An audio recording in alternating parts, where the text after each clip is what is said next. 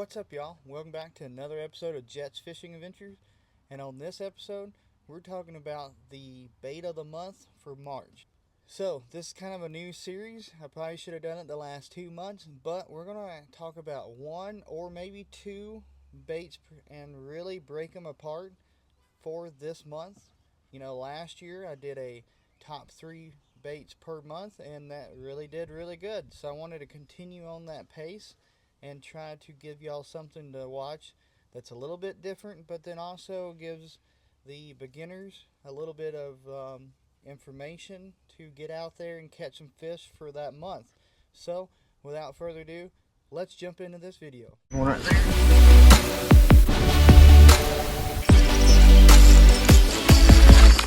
Alright, so this month is March. March is a very magical time to be on the water because of a couple of factors. One, we get a lot of rain, so the water is rising up, and two, our temperatures, definitely in the middle Tennessee area, water can range anywhere from the low 50s all the way to mid 60s. So you have a lot of the changing conditions, a lot of warming trends, and the fishing can be amazing this time of year. But I actually have 2 baits this time of year that I'll swap back and forth between depending on how the water condition is. If it's muddier, if it's up higher and up into the trees, I'll use one bait versus the other. But those 2 baits are going to be, number 1, a chatterbait, and number 2, a swimjig. These 2 baits right here you're targeting about the same kind of fish, but whenever you use a chatterbait versus a swimjig, there's some few factors that come into play. Example, wood. If you're fishing around a lot of laydowns, a lot of thick cover, you want to fish that swimjig.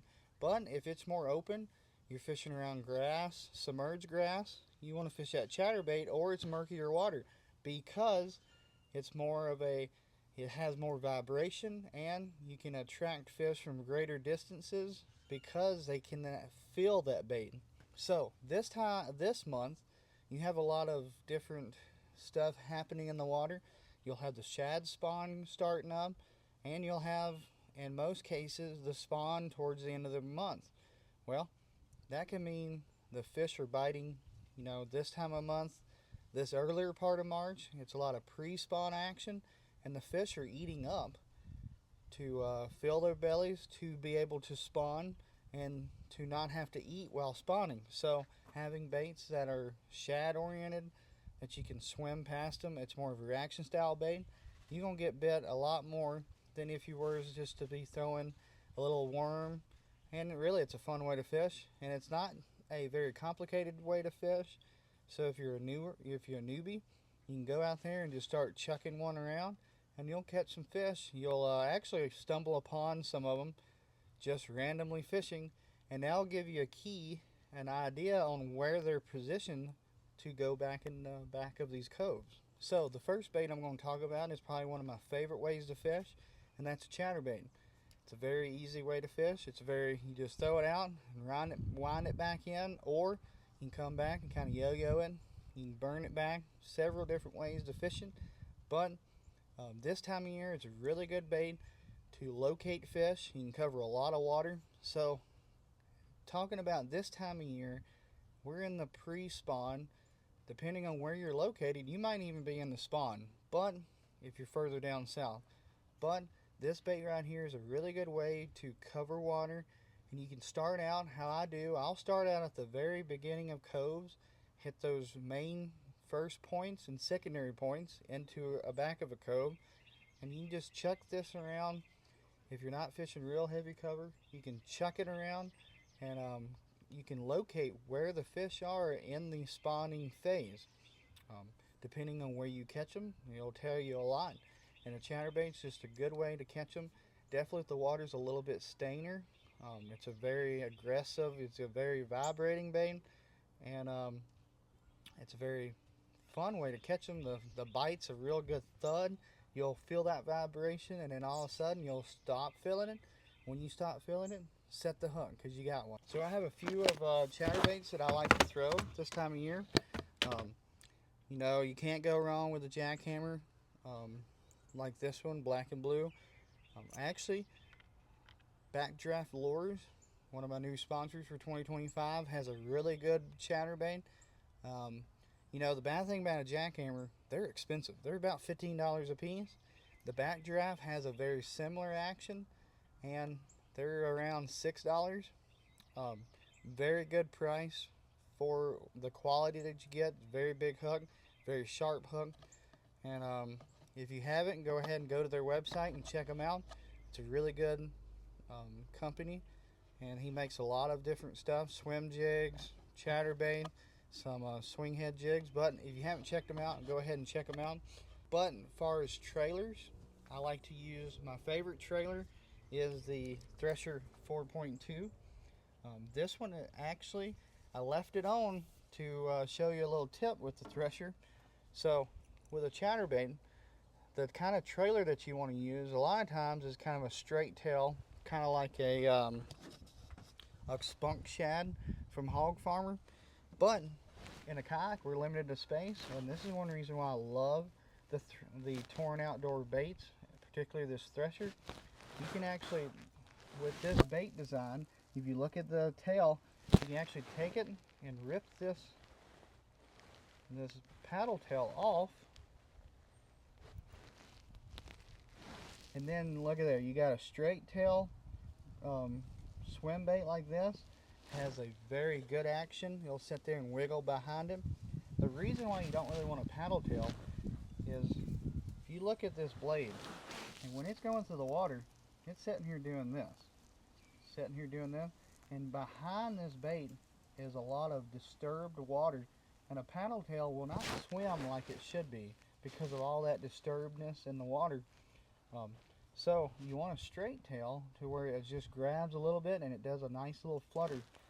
One thing that I do a lot, this is the Brett the Height color. It's got a little bit of chartreuse in it. I'll actually take my JJ's Magic and I'll actually dip it in there. It's a requirement that you get just like that. It is a requirement with JJ's and any dye. You got to get it all over your hand just like that. So that's just a requirement. I can't help it. I didn't set the rule. Alright, so my new setup for fishing a chatterbait. If you've been watching my videos in the past, it's actually just changed. I actually started using these Little Miami Outfitters.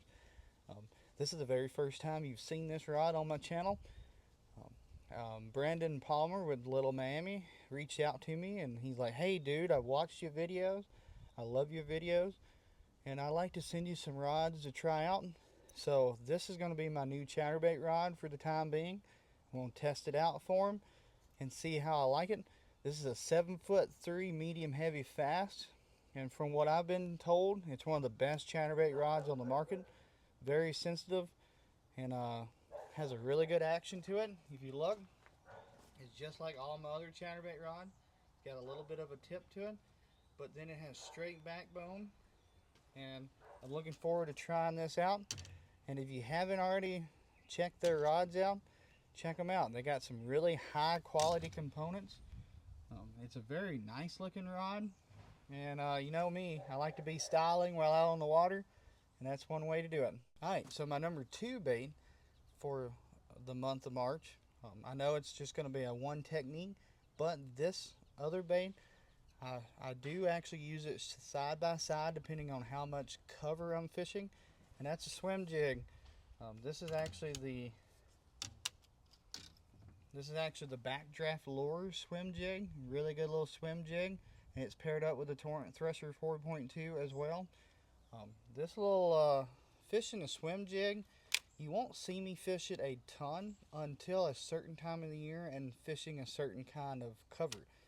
So one thing that a Swimjig really takes over a jig in particular is when you're fishing very heavy cover. During March, definitely here in the south, we get a ton of rain up here, and our lakes will overfill. Well, I would not, don't stay at the house when it's over full. You can catch some really good fish up shallow, really shallow in the heavy cover up into the trees, and skipping swim jig up in there is about the only way, minus like a fluke or a worm. This is about the only way to effectively fish really heavy cover without getting hung up. A chatterbait, you'll skip in there and you'll get hung up because of the way a chatterbait works over cover. If you take this as a lay down, a chatterbait will come up, and when it hits it, it'll roll over and it'll dig that hook in. But a jig, a swim jig, will just hop over it, and you got this big weed guard right here to keep it from getting hung up. I will tell you one tip that I do with all my jig is I'll take the weed guard and I'll actually spread it out a little bit, spread it to the right and to the left, kind of, and that way it'll make the weed guard a little less stiff, so when a bass comes up and eats it, you won't have the weed guard get in the way. But it also serves as it deflects the cover a little bit more as well because it's wider, and it'll keep it from getting hung up as much.